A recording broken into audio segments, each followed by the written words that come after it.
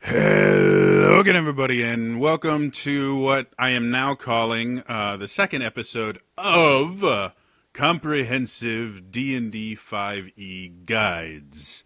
It's a boring name, but it does pretty adequately describe what it is that I'm doing here, which is I am talking about how to play the various classes and subclasses in D&D the way I believe they were designed to be played, and the way that I've seen them played best on the table, as both a player myself and as a DM that has run countless numbers of games, seeing a lot of different play styles and things like that. These are basically how-to guides. So if you wanted to play a class and it's just not working out for you, or it seems a little bit confusing, or it's just you feel underpowered, it's a very good chance that you are simply playing the class in a way that wasn't really designed to work. And when that happens, you can feel underpowered. You can feel like you're kind of dragging the rest of the group down because you're kind of fighting against what the class is supposed to do. So the first episode of this, I did like an overview of monks in general, because monks are my class. I love playing a monk. My highest level character in the Adventure League is a monk. I've been playing him for like 4 years now or something like that, 3 or 4 years. And they're awesome. But it was such a long video that I didn't want to get into the monastic traditions, which are the subclasses of monk. I wanted to do that in a separate video. So that's what this video is going to be today. I do want to make one addendum to the previous video, which is I forgot, forgive me for this, unarmed movement, that thing at second level that I said just made you move faster. It has one other thing that it does. At 9th level, it lets you move across the surface of water, or liquids it says, and on vertical surfaces without falling. It basically means you can run up walls and run across water. It's awesome!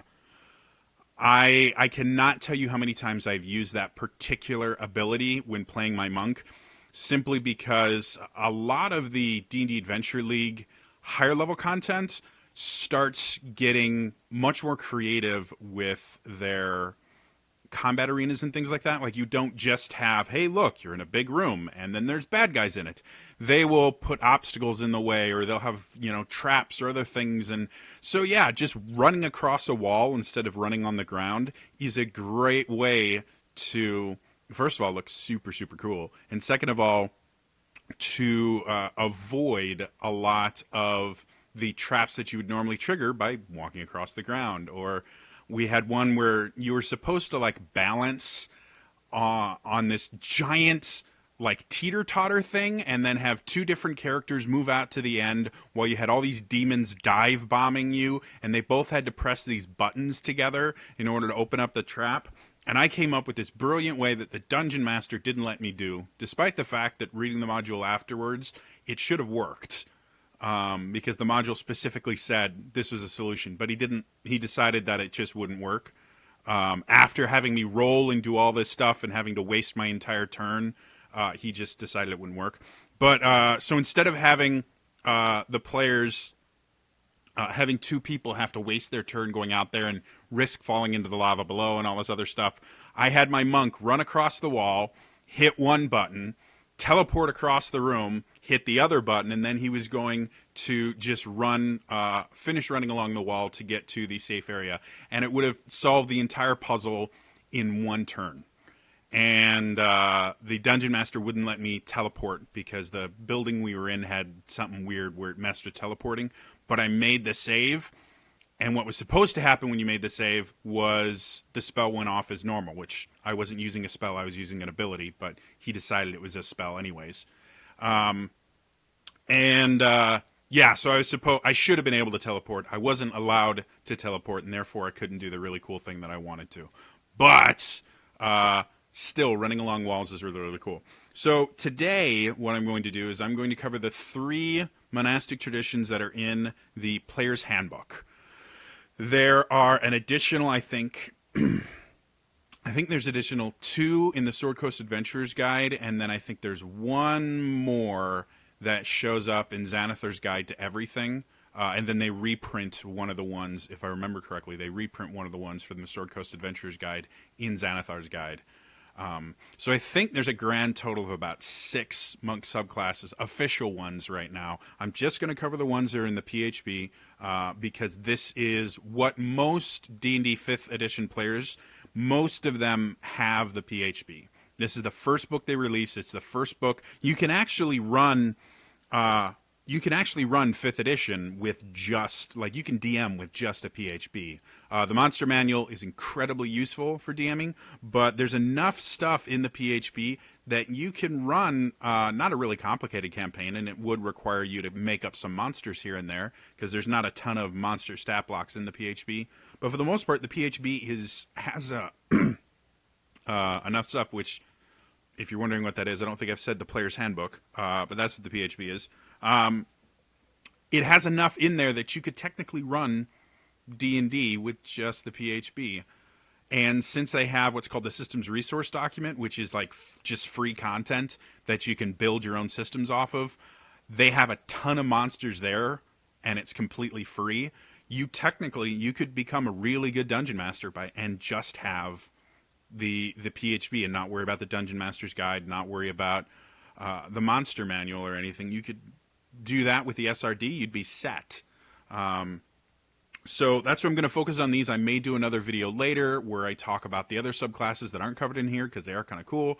But these were the first monk subclasses for 5th edition that people got used to. And I still think they're some of the most fun to play. I think the newer ones introduce some nuance to the class, and they have very specific uses and advantages and disadvantages, where these are just kind of generically useful.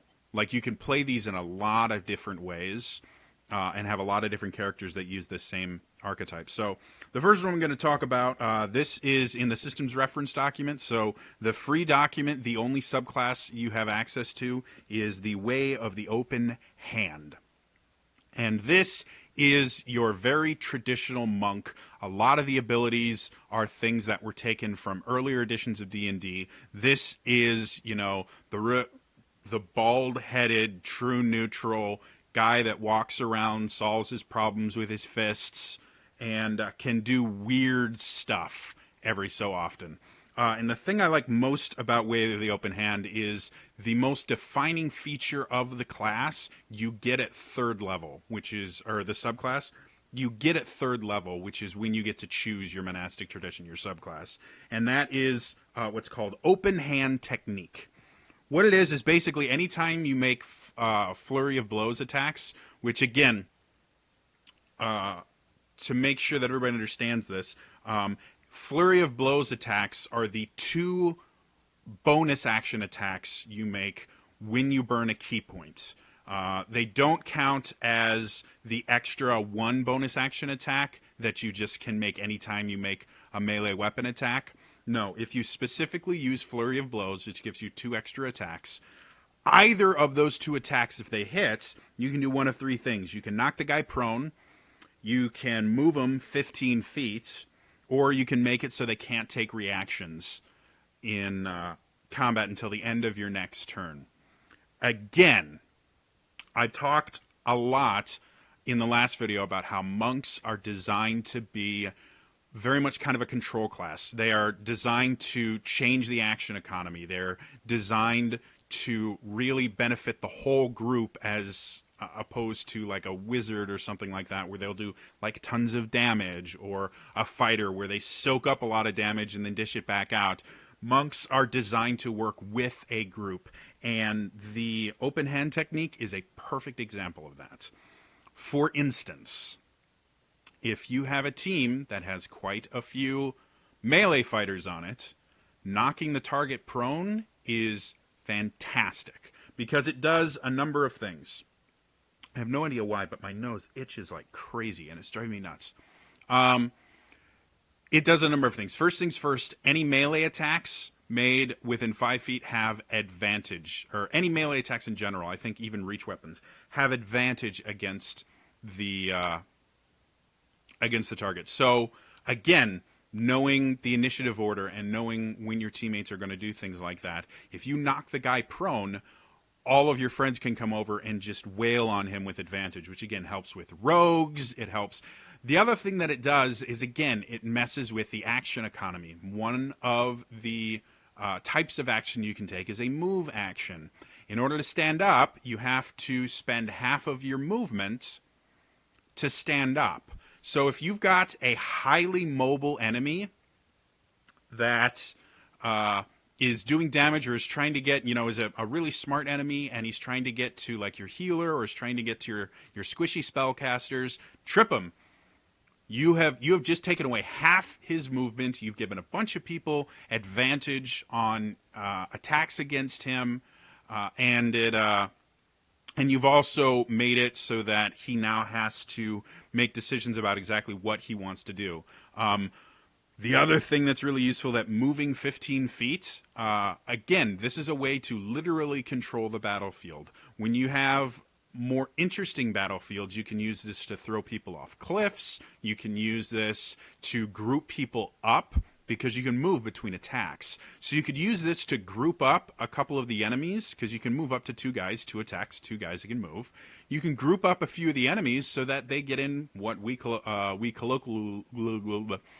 like to call fireball formation. Fireball formation is when all the bad guys are real close to each other and the wizard can just cast fireball and hit all of them.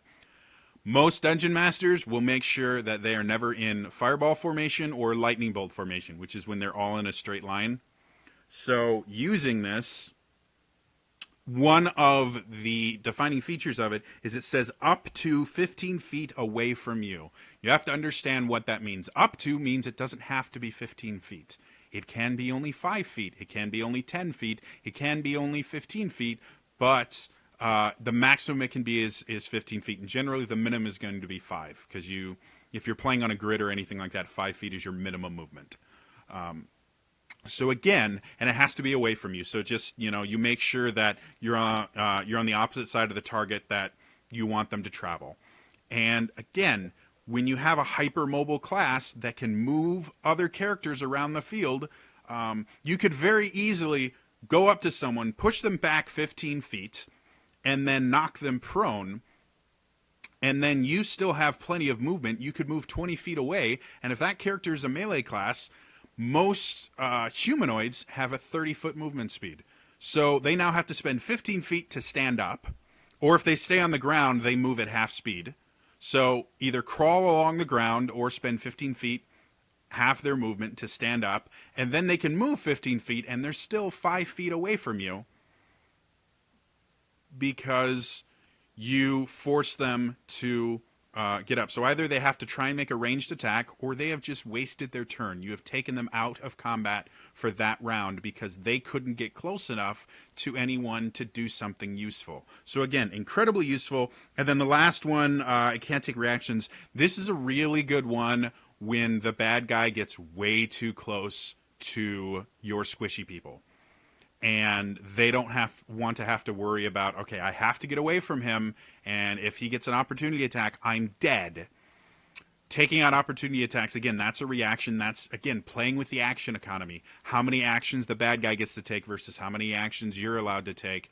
Removing his ability to take reactions is a big deal. That takes away one of the big aspects of it takes away one of their actions per round. So again, it's all about controlling that action economy and helping out what is going to do best for your team.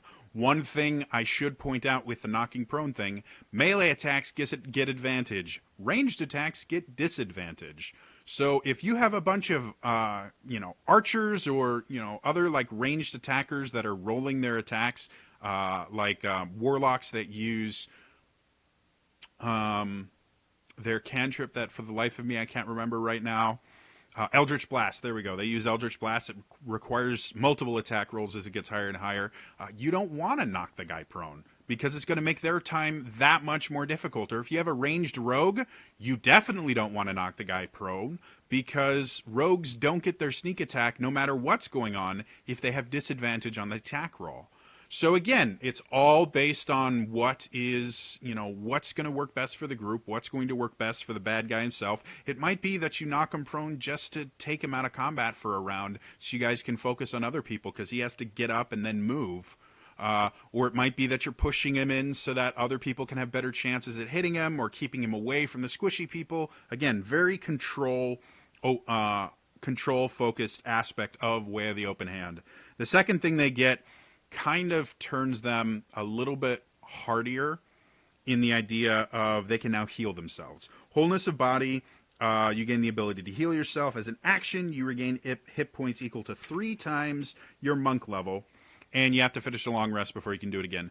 This is all about survivability. Again, with the Way of the Open Hand monks, they're going to be frontline fighters. They're going to be going right up to people so they can use that open hand technique over and over and over again. So the ability for them to heal themselves and, again, not have to force your cleric to burn a cure wounds or a healing word or something and let the cleric do some of the other really awesome cleric-y things, or your druid or your paladin, whoever is dealing with hit points at that particular point in time, if they can just heal themselves for a fair amount, like a 15th level monk, you're getting 45 hit points. That's better than, technically, since it's guaranteed 45, that's better than like a 7th level Cure Wounds. Because 78 is 56, I think, maximum. And generally, average rolls, you're going to do half of that. So, I mean, yeah, it's a really, really useful ability. It's limited a little bit by the fact that you need a long rest. But in that clutch moment, it's a lifesaver. And then you get to do the other monkey type stuff of, moving away from people or, using your bonus action to use patient defense. So you heal yourself, use your bonus action to use patient defense by burning a key point. And now not only do you have a lot more hit points, but you now are really hard to hit. And you can wait till the next turn to do something else really cool. And then the final thing that, no, they have 2 more things. At 11th level, you get Tranquility. Basically, it gives you the effect of a Sanctuary spell every time you wake up.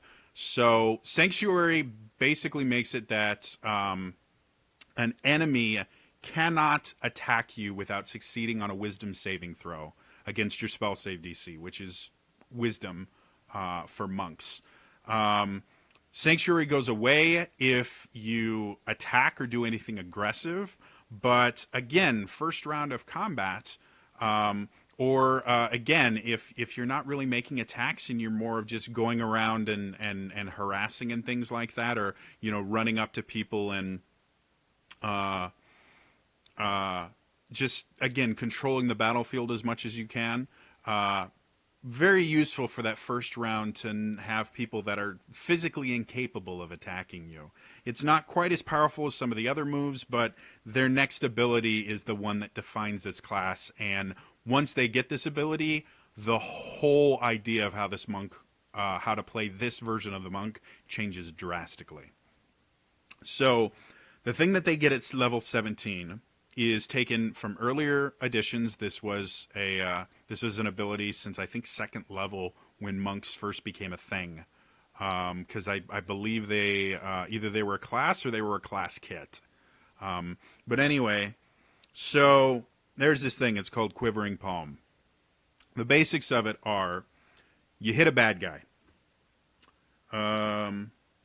You have to do it with an unarmed strike, so you can't use any monk weapons. But if you hit him with an unarmed strike, you spend 3 key points to start these imperceptible vibrations, which last for a number of days equal to your monk level.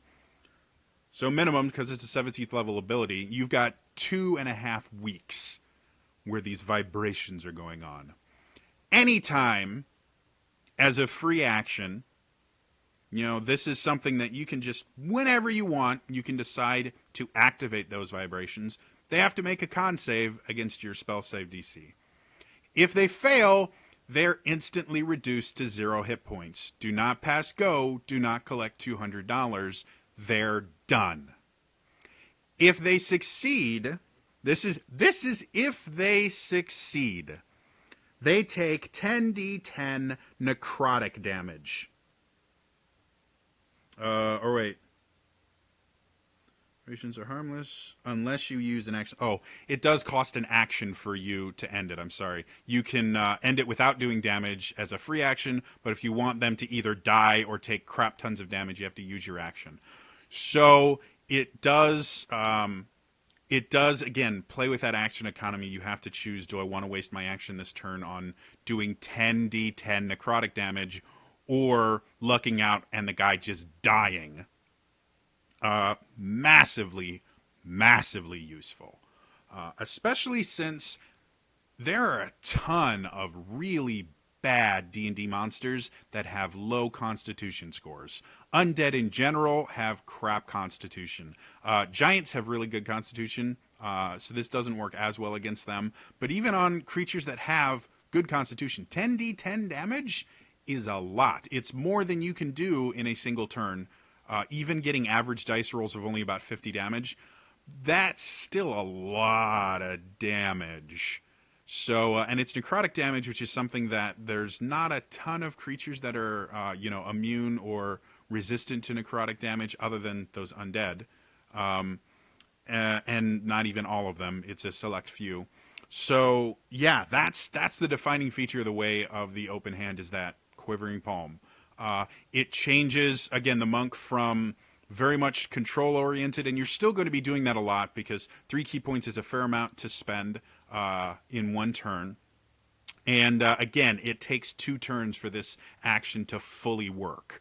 So it is an investment of time, and it's an investment of your key points and everything like that. But, yeah, super, super useful. What you could do, theoretically, with this is you could come up, stun the guy using Stunning Strike. Because you've already hit, you could also start the Quivering Palm vibrations on that turn. You still have 3 more attacks. You can bop them a few more times, trip them if you're using Flurry of Blows, you could trip them, or you could move them into a more advantageous position, or whatever you wanted with that. And then the next turn, they're still stunned. You use your action to activate Quivering Palm.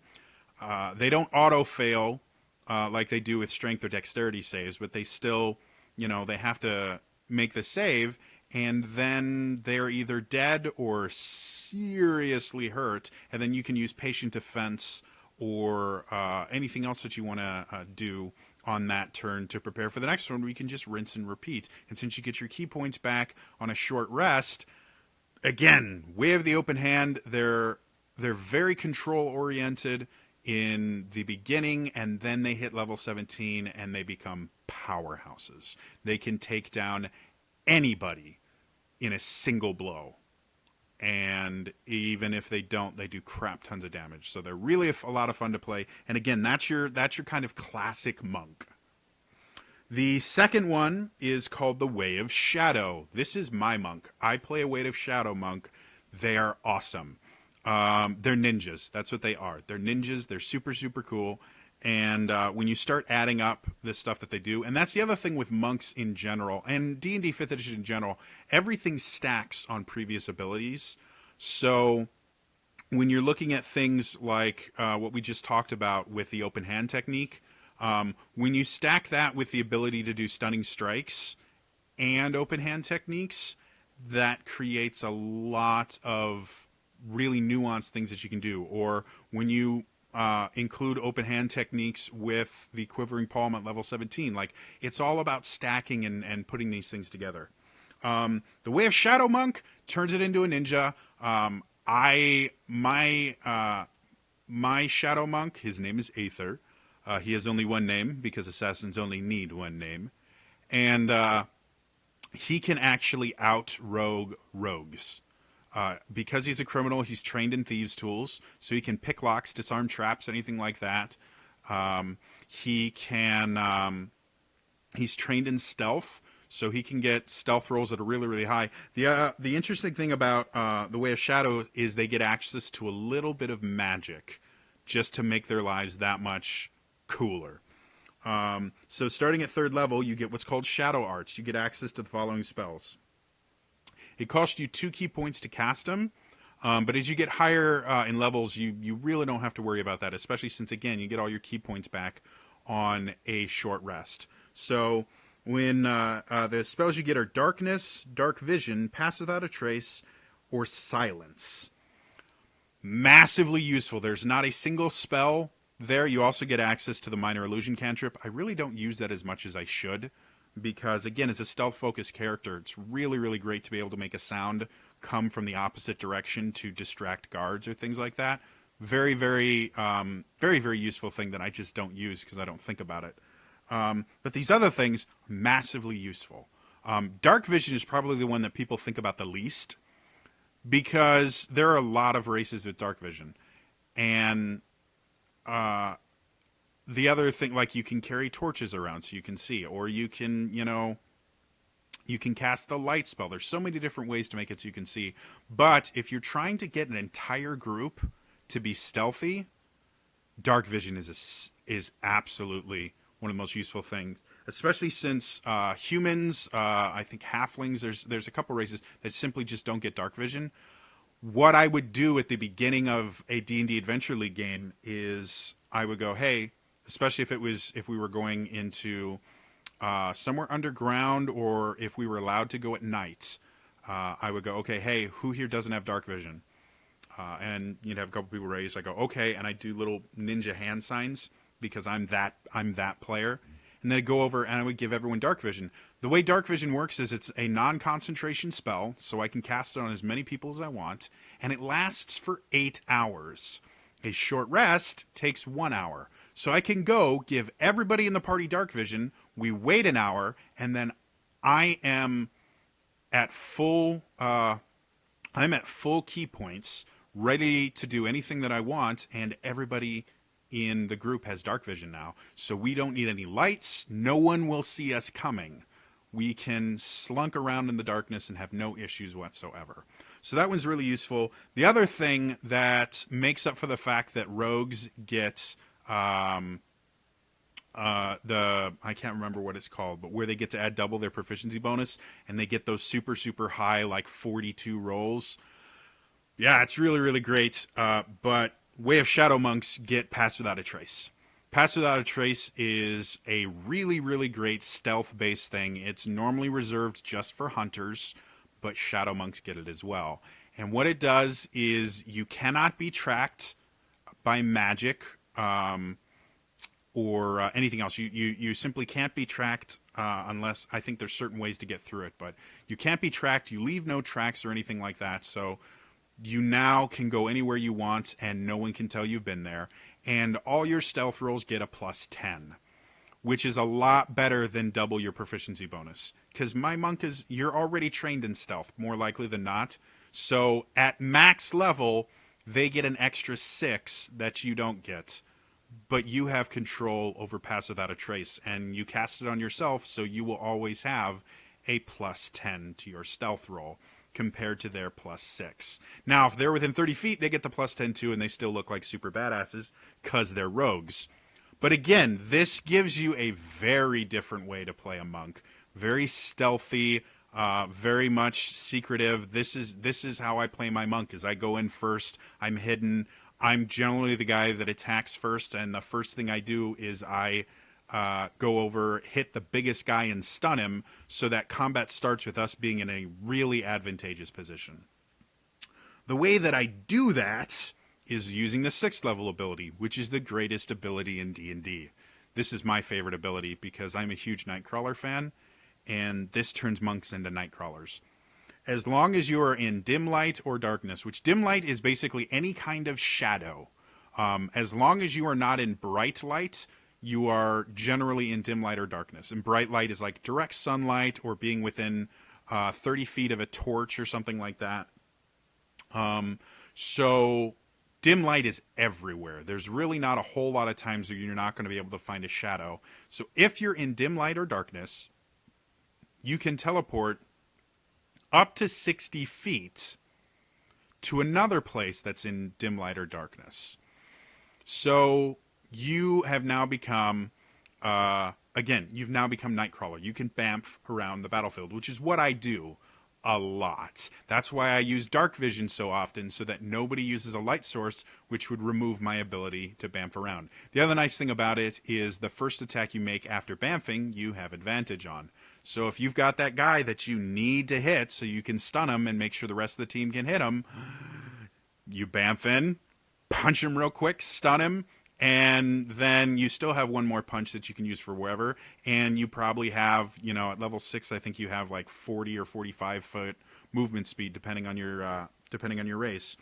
So yeah, that's what I do at the beginning of combat. I sneak around, I just bamf through shadows, I get to an advantageous position, and then I run in, stun the worst looking guy there is, and then everyone else comes in and mops up. It's really, really great and a ton of fun.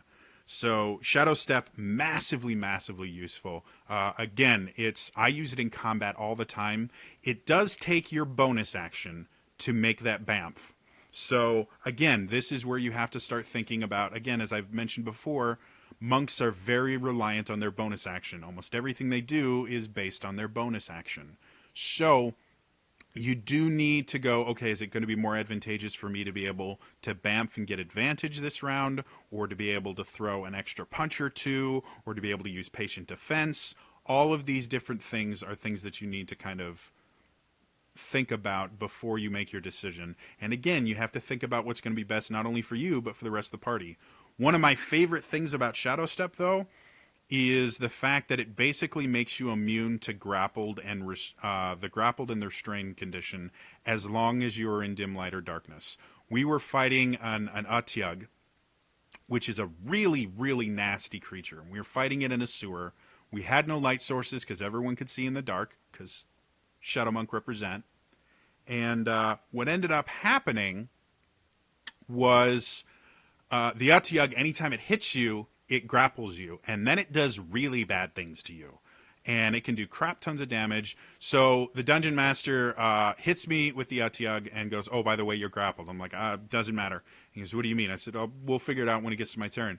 And the Dungeon Master, okay. And so he goes around and gets back to my turn, and I go, okay, I teleport to the other side of the Atyug.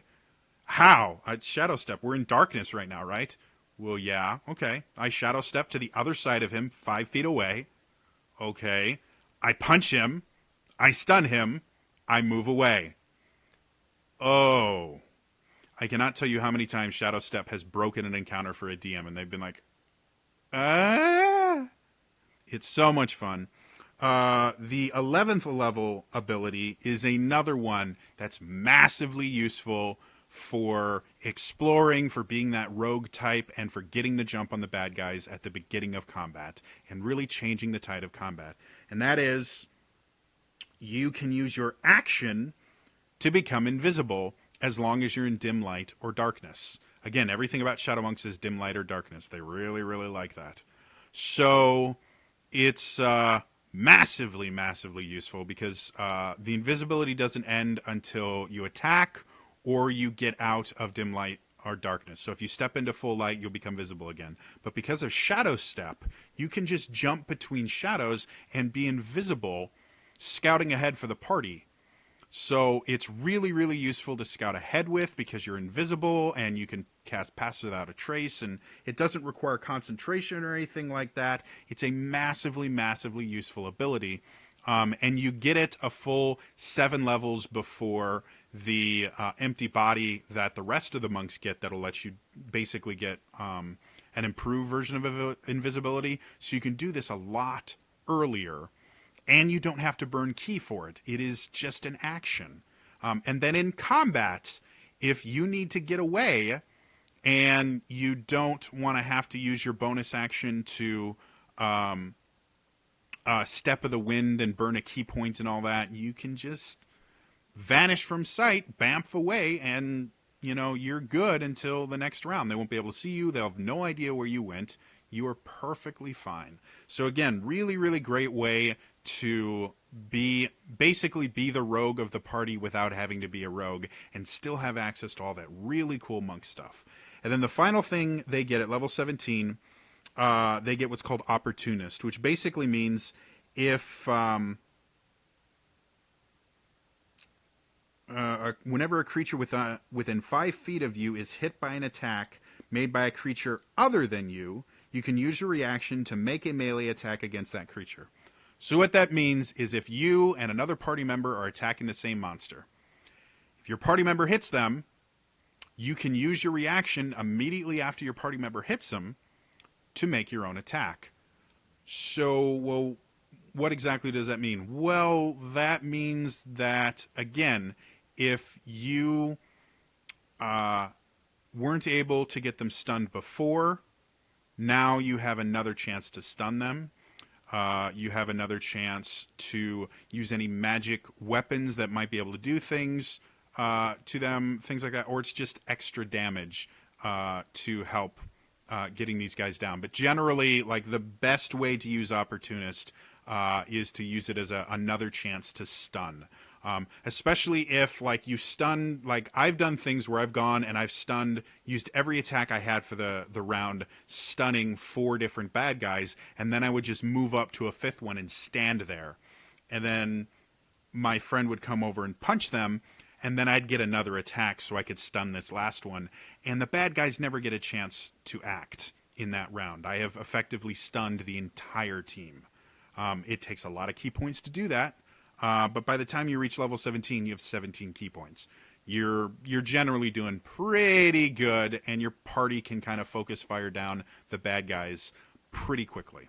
So that's Way of Shadow. Again, that one very much about opportunity and things like that. The other thing I kind of didn't mention as much, the darkness spell is useful to a point. It's great for blocking line of sight. So if you are getting pelted by ranged attackers, cast darkness on them, or cast darkness just between them and your party, and it forces them to move either around your darkness spell or to move closer to you so that you can attack them. So darkness is great, again, for controlling the battlefield. And then silence. Silence is your anti-mage move. If it's the first round of combat and there's no way you're going to be able to get to that mage that's about to do something really, really bad to the party, you cast silence. And the bare minimum, that target now has to move out of the silence, which is a 20-foot radius sphere. So you are basically doing this 40-foot circle of silence. It can come back and bite you in the butt with your party if you have spellcasters and you're in a small area. But again, I've used it to amazing effect against spellcasters and things like that because they weren't able to move for whatever reason, and now they are just useless for as long as I maintain concentration on the spell. So very, very useful. That's the Way of the Shadow Monk. The final one, and this one is one of the more popular ones I see people take in the Adventure League and then drop their character because this one seems less complicated than it actually is the Way of the Four Elements. This turns your monk into a spellcaster. And your key points, generally, like I said, Stunning Blow is your bread and butter as a monk, not a 4 elements monk. Your key is your spellcasting ability. Your key is what fuels all the different really cool effects that you can do. And so a lot of times your Way of the Four Elements monks will focus a lot more on doing damage and, again, still moving around and controlling the battlefield because there's a lot of different things. I'm not going to go through every single ability here. You'll unfortunately have to pick up the PHB and look at it yourself. I am going to mention a couple ones that make very, very big differences. But things like you have probably the one that I see most commonly taken at 3rd level when you first get to choose your first ability is called Fangs of the Fire Snake. What it does is it basically increases your reach by 10 feet.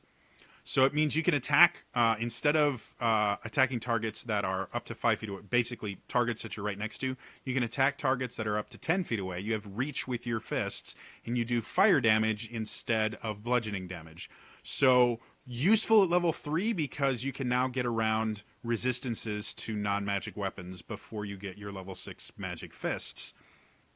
The other thing that's useful about it is when you hit with it, you can burn 1 key point to add an additional 1d10 fire damage. This turns the monk from kind of that cool control class that we've been talking about to a damage dealer, because instead of doing like I said, at that point you would be level 3, you'd be doing 1d4.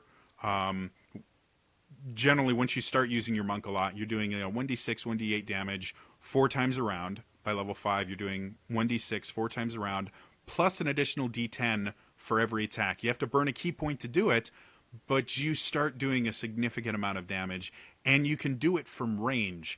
And you can combine that with Stunning Fist, or other things to really turn yourself into a powerhouse of attack power.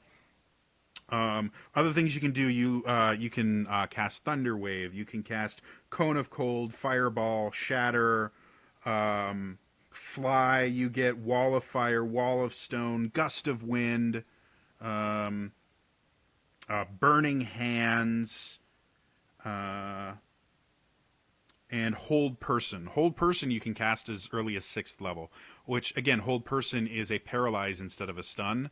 It only works on humanoids, but again, that Paralyzed gives auto crits and things like it's massively powerful. So again, the Way of the Four Elements monk adds in a lot of damage potential. Cone of Cold is a deadly spell. Fireball does lots of damage. You can spend extra key points to cast the spells at higher levels, so you can do even more damage. You get all your key points back on a short rest, and there's still a lot of control abilities in here as well. Water Whip is probably the one that I think is has the most usefulness to it, because what you can do is you make this Water Whip, you do damage.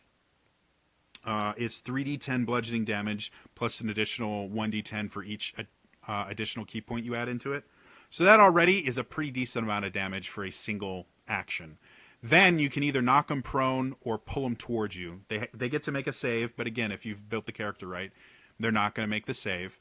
And you can pull them up to 25 feet closer to you, or you can knock them prone. And again, it's all going to be based on what's your party makeup, what's going to be best for the group. If it is a really powerful melee fighter from, because the range is, it's 30 feet. It's 30 feet away. So if you've got a really bad melee fighter that's there, you can Water Whip him, knock him prone, so he has to waste half of his movement standing up, and then he can't get anywhere near your more squishy people who can just stay back and use, save-based stuff instead of attack roll-based stuff since he's prone.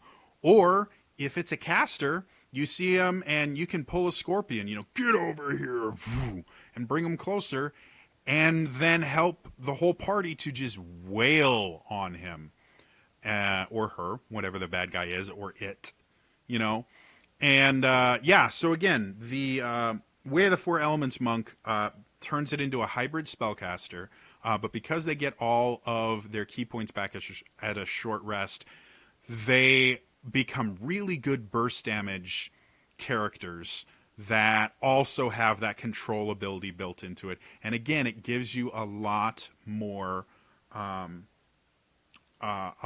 choices, because most of the spells that you can cast are going to take your action.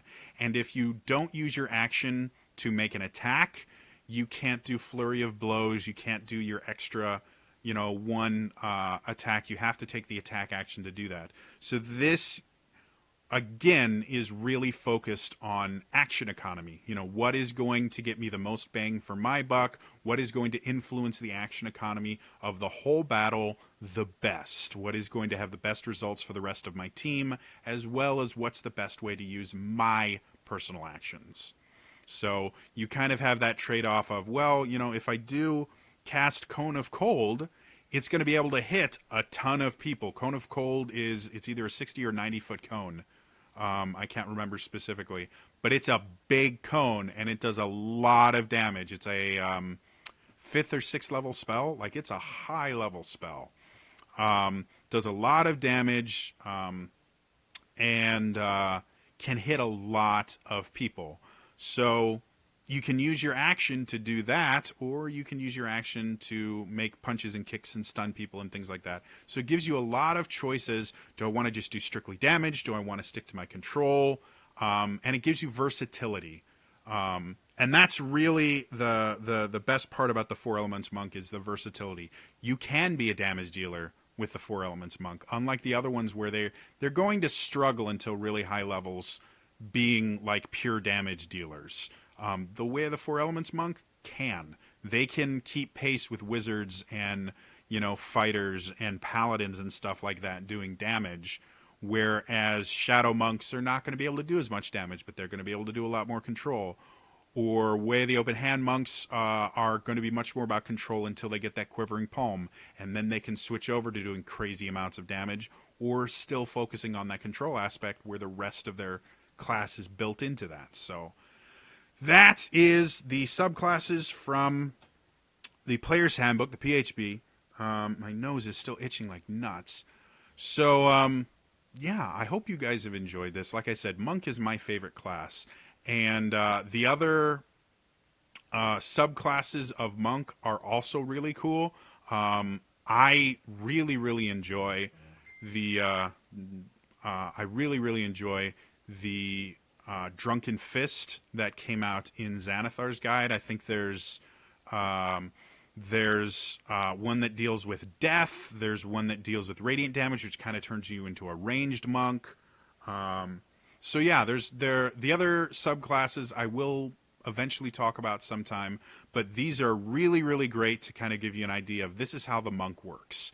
And again, the entire purpose of the monk in 5th edition is you get to control the action economy of the game, and depending on which subclass you choose is going to change how you control that action economy. Whether it's going to be through, tripping people and knocking them prone and moving them around the battlefield with the Way of the Open Hand Monk, whether it's going to be done through running around and being all sneaky and stealthy and then ambushing people with the Way of Shadow Monk and being able to silence spellcasters and block line of sight and stuff like that, or if it's going to be just doing crazy amounts of damage or putting up walls of stone or walls of fire and things like that with the Way of the Four Elements Monk, or as I like to call him, the Avatar Monk. They're all still going to be about controlling the action economy and really controlling the battlefield itself.